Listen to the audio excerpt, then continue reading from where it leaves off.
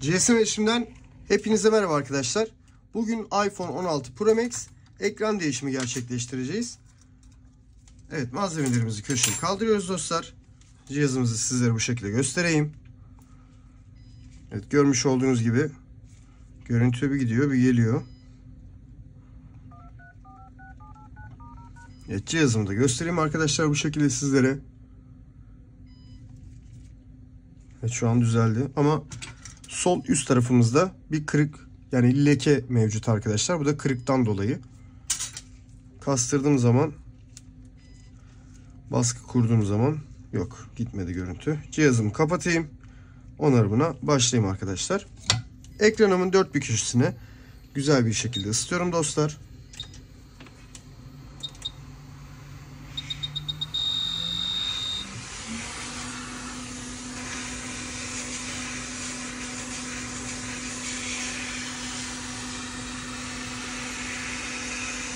Evet, güzel bir şekilde ısıtıyorum dört bir köşemizi.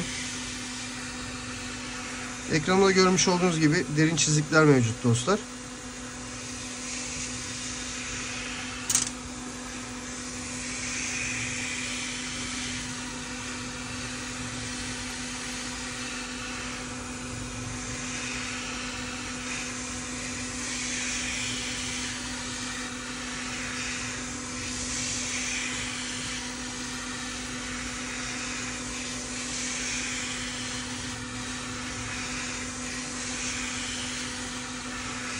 Evet, yeterli olacaktır arkadaşlar. Neşterimi kasa ile ekran arasına takmadan önce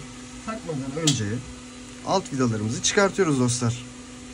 Evet, unutkanlığımız tuttu yine. Çok özür dilerim. Alt vidalarımızı çıkarttık. Hızlı bir şekilde neşterimi takıyorum alt tarafa. Alkolümü döküyorum. Ve hafiften kastırarak ekranımı açtım. Evet, ekran yine beyazladı. Evet, gitar penamla birlikte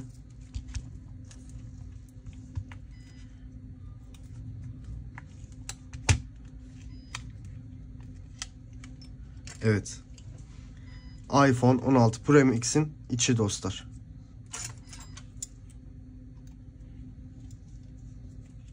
Görmüş olduğunuz üzere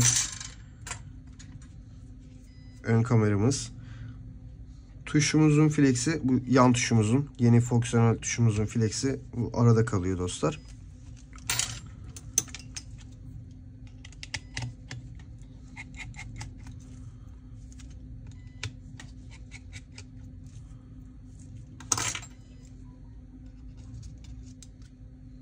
Yalnız yapısı çok iyi bu cihazın ya.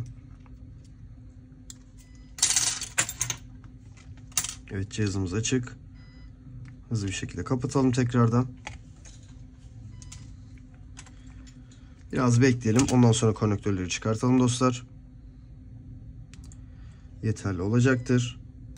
Ekran konnektörümü çıkartıyorum. Sonrasında sensör fleximi de yerinden çıkartmış bulunmaktayım. Sizlere de bu şekilde göstereyim. Ekranım, cihazımı da bu şekilde göstereyim dostlar tekrardan.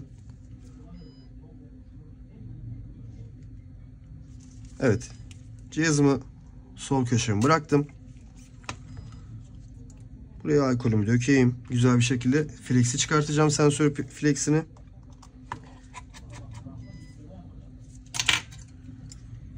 Buradan koruma demirimi de çıkartıyorum arkadaşlar. Ve ısı uyguluyorum ki rahatlıkla yerinden çıksın.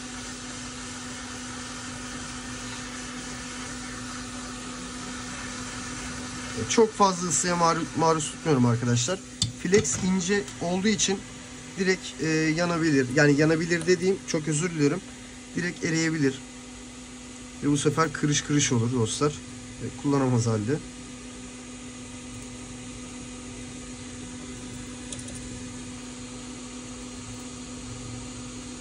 Çok güzel bir şekilde, yani sakin bir şekilde arkadaşlar, alkolümüzü döke yerinden çıkartıyoruz ki zarar görmesin fleximiz.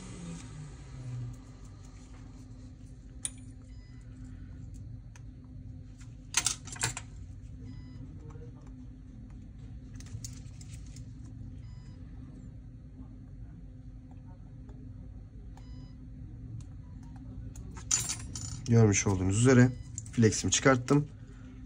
Bu eski ekran, bunu köşeye atabilirim. Hızlı bir şekilde orijinal ekranımı kutusundan çıkartayım.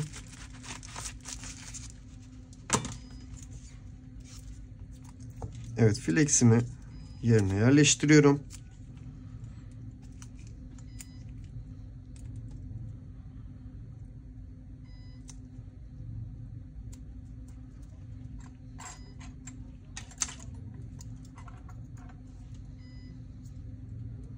Evet, koruma metalimi de yerine oturtuyorum.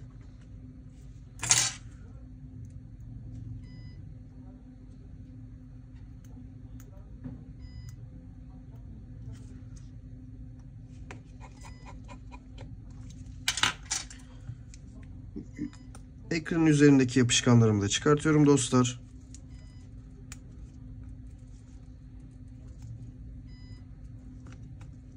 Bu arada bu arkadan gelen sesi duyuyorsunuzdur umarım. Bu ses sizin hoşunuza gitmiş. Ben de tekrardan açayım dedim. Bu arada bizim makinelerin sesi dostlar. Normalde video çekerken kapatıyordum. Bir kere açık unuttum. Ve bayağı bir hoşunuza gitmiş galiba. Yorumlarda da gördüm zaten. Bu arada yorum ve beğenilerinizi mutlaka ve mutlaka beğeniyorum arkadaş. Bekliyorum dostlar. Bilginize. Yani bütün yorumları okuyoruz zaten. Görmüş olduğunuz üzere.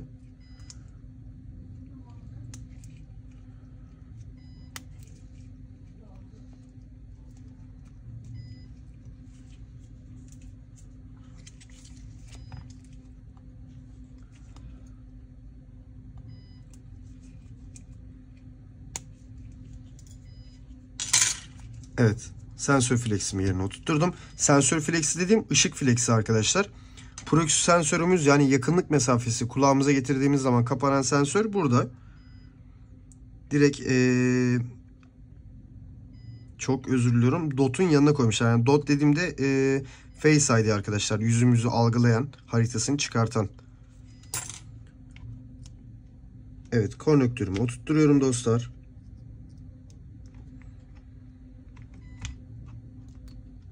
Ekran konnektörümü de oturtturdum.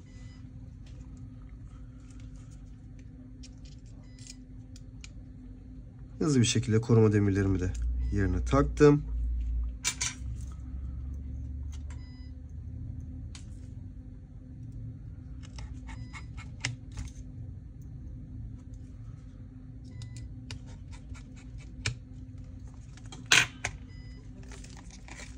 Bu arada ekranımız orijinal servis ekranıdır dostlar.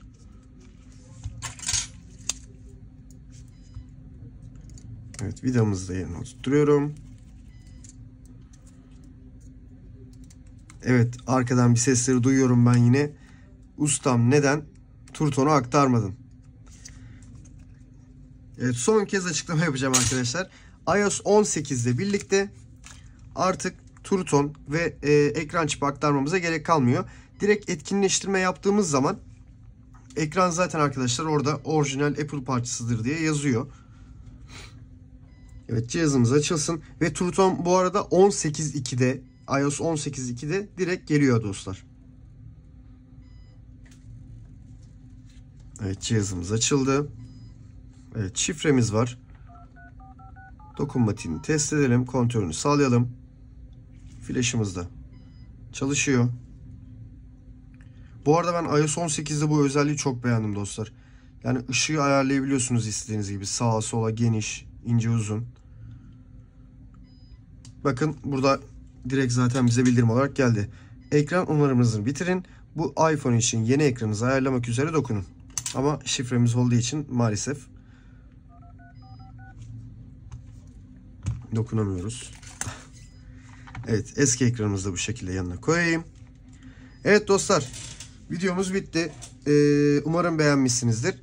Videomuzu izlediğiniz için hepinize çok teşekkür ederim. Ve bir sonraki videoda görüşmek üzere.